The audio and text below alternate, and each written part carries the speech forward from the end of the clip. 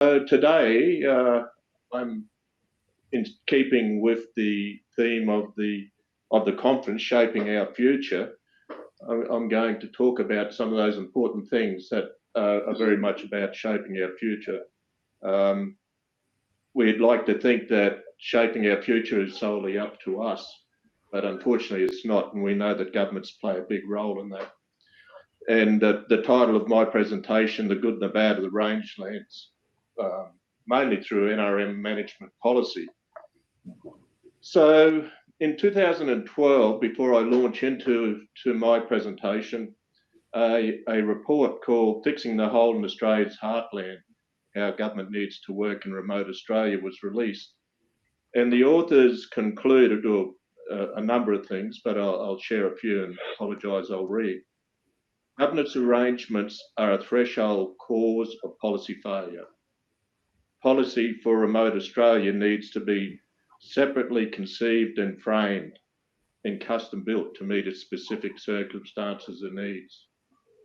Solutions are also likely to invoke place-centred responses and regional innovations.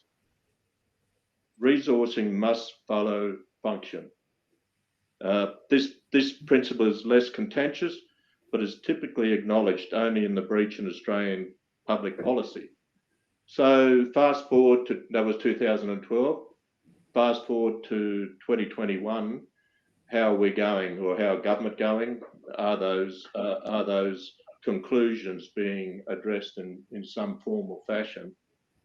So my presentation will be looking at examples where they have been and examples where they haven't, and what we can do to help resolve some of those major challenges highlighted through that report. So in front of you, you should have a picture of a cartoon, and I was sitting in my brother's kitchen on his place outside Augathella several years ago, and I looked up on his pinboard and this cartoon was pinned there, and I thought, gee, I missed that. I didn't see that in the country life. And I had a closer look, and if you can see down in the bottom left-hand corner, the date of that cartoon is 1880. And I thought, how sad. You know, when you look at that kit bag of woes and we think about where we are now, nearly all of those things still apply. We'd throw a few on the top. Bandwidth, obviously very topical at the moment. But generally, you look at that kit bag of woes, and there's some there of sure, you know, natural, not much we can do, but a lot of them are policy related. So have we come a long way? 1880. But when we look at an 1880, and there's this title, it's a numbers game. In 1880, when that cartoon was penciled, and I'm not too sure where it was penciled into, maybe the punch, there were 55% of Australians living in regional and remote locations, and our parliamentary numbers reflected this. So the majority of our parliamentarians sat in regional and remote Australia, and yet we still had those kit bag of woes. Today we have 2% of the population living in remote locations, and sadly our parliamentary members' numbers reflect this. 2% population, 2% of parliamentarians covering 80% of the land mass. So we have a look at agriculture, and yesterday there was some, we heard through a number of speakers the contribution that remote rangelands Australia makes to our economy. You know, we heard yesterday around the climate variability, the soil losses, those challenges there. We look at the contribution of the beef industry, 5 billion. We look at tourism, 3 billion, and I was pretty sure I heard the senator say that there's 40 billion total contribution to the national economy. So we're not small players in the game. One statistic that I haven't got up there that I found pretty interesting in our documents is that for every 14 people in remote Australia, there is a business, whereas the average for Australia, there is one business for every 320 people. So people living in the rangelands in remote Australia are pretty innovative and entrepreneurial. So it's interesting that, I suppose people all over the world are driven by self-interest and by trying to capture the attention of that 98% of Australians, or particularly, I think there's about 92% of Australians who live in the major cities and 80 plus who live in the capital cities. How do we catch their attention? Because Alice Springs, Longreach, what happens here? How does that affect them? Well, every now and again, it comes to their front door, and one of the examples of where it came to the front door was the 2009 dust storm that hit Melbourne, Sydney, Brisbane, closed down airports. You can read there. It was 500 kilometres in width and 1,000 kilometres in length. And by the second day, it was 3,450 kilometres long, visible from space, and we gave the South Island of New Zealand a nice old dusting. So 16 million tonnes of soil was estimated to have carried from the rangelands, and that's and we look at the $330 million cost. That cost was to loss of business hours, closing of airports, the like. Doesn't pick up the loss of that soil in terms of what it does and the productive capacity that was blown away. That day it was very much in the mine. However, usually it's not unless we've got those tourists travelling through the outback. So we're dealing with policy that's not fit for our outback, in keeping with the finding of that 2012 report. Small outback populations lead to complex policy environment where political processes favour large populated centres and regions. That is a reality that we live with, we as in the people who are interested in the outback and the people who live in the outback. I would have to say that we have to believe that the breakdown in policy isn't a product of intent, but rather of ignorance. I would like to think that our policymakers don't set out there to develop policy that simply doesn't work.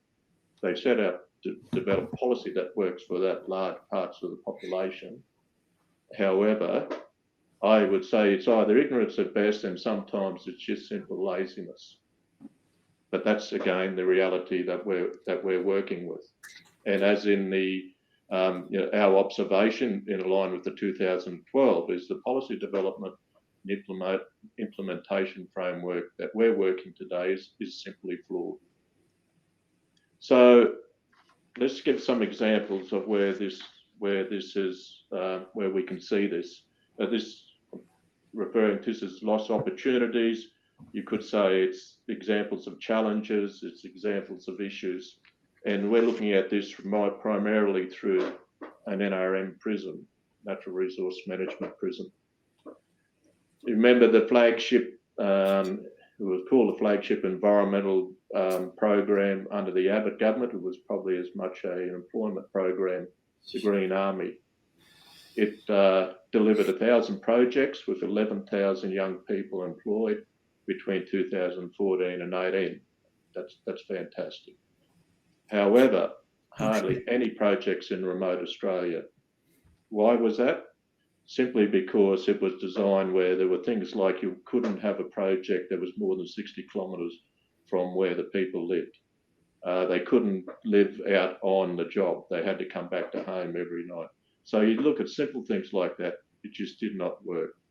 There was examples where in the Aboriginal communities where one project got up in the APY lands in South Australia, and before the project started, they had to go out there and run a workplace health and safety course. They arrived with tablets, and guess what? There was no no coverage, and it was in English, and for a lot of the communities, English is their second, if not third language. Hence, they didn't pass the course, hence the project didn't go ahead. Another opportunity, and yesterday I heard Senator McDonald and Ross Garno refer to the need for research into our rangelands and communities. There's examples there. Land and Water Australia was defunded despite significant outcomes for regional Australia. Ag colleges, rural research stations closed and defunded. Removal of extension and research services. I recall when the Deputy Prime Minister, Barnaby Joyce, at that time, wanted to decentralise some key departments out of Canberra, and they moved up the road to Armidale. At the same time, and he was flagging this as a great example of supporting regional Australia. At the same time, they closed the CSIRO down in Alice Springs. So again, one of the challenges we meet is that often when people talk about regional Australia, they think regional remote, and sometimes the same. Usually it isn't. The regional Landcare program in the rangelands is another example of lost opportunities or challenges. It's a $450 million Australian government program, 225 projects across the nation, on an average of $1.27 invested, or $1.27 per hectare invested outside the rangelands. Within the rangelands, 17 cents per hectare. That's because you half a bloody big difference. Australia. Sticking with that theme, the RLP, they have the regional Landcare, agricultural Landcare facility program, or more commonly known as the RALFs. That's a $33 million program. Less than 20% of that funding goes to our rangeland regions, which manage or help manage 80% of the state's land mass. Less than 10 FTEs for the whole of the rangelands. Big challenge. For the whole of the Northern Territory alone, they have 1.6 of an FTE of the RALFs to service that area.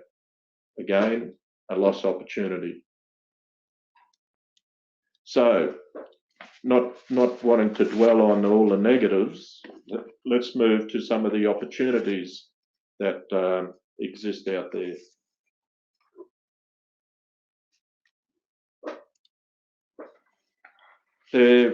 There was a pilot run called Placebased investments, or previously known as regional deals.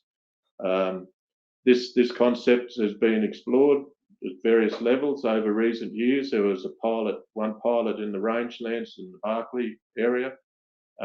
It comes back to those 2012 findings about regional policy needing to be designed to address regional needs. Place-based approaches, as you can see in that slide, targets the specific circumstances of a place and engage local people as active participants, prioritising, planning and implementing solutions. This approach is hopefully going to be dusted off and reapply coming into the next elections. Some of the realities of Australians living in rural and remote areas have shorter lives, higher levels of disease and injury, and poorer access to and use of health services compared to people living in metropolitan areas. There are pretty sad statistics that say that for every 100 kilometres that you are away from a major city centre, coastal city centre, then your chances of surviving a heart attack diminishes by about 5% for every 100 kilometres. That's a sad reality. Some of the examples of more place-based, I suppose, approach is the NRM plans. Under NHT2, the NRM plans were used to direct investment towards priorities. Those plans were developed in close consultation with communities. Priorities were identified by communities.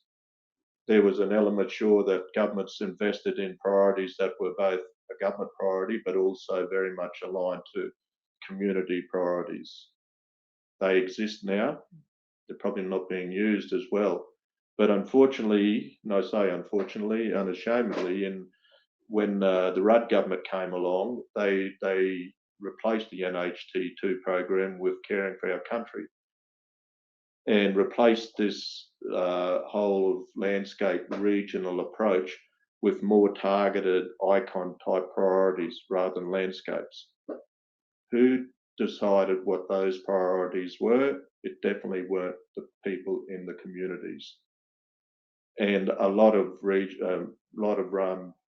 rangelands, remote Australian regions simply fell out.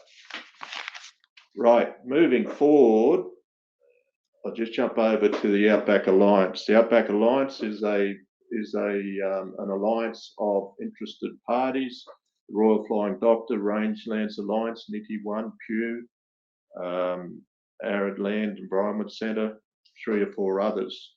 So we have formed in 2017, and our purpose was to really go in and hard and bat as a group of interested but cross-sector organisations, where we felt that our power of influence would be far greater hunting as a pack than singularly. So the Outback Alliance, before I move on to solutions, the Outback Alliance, we looked at through an environment. We look at health. We have a focus on land-based livelihoods and economic development.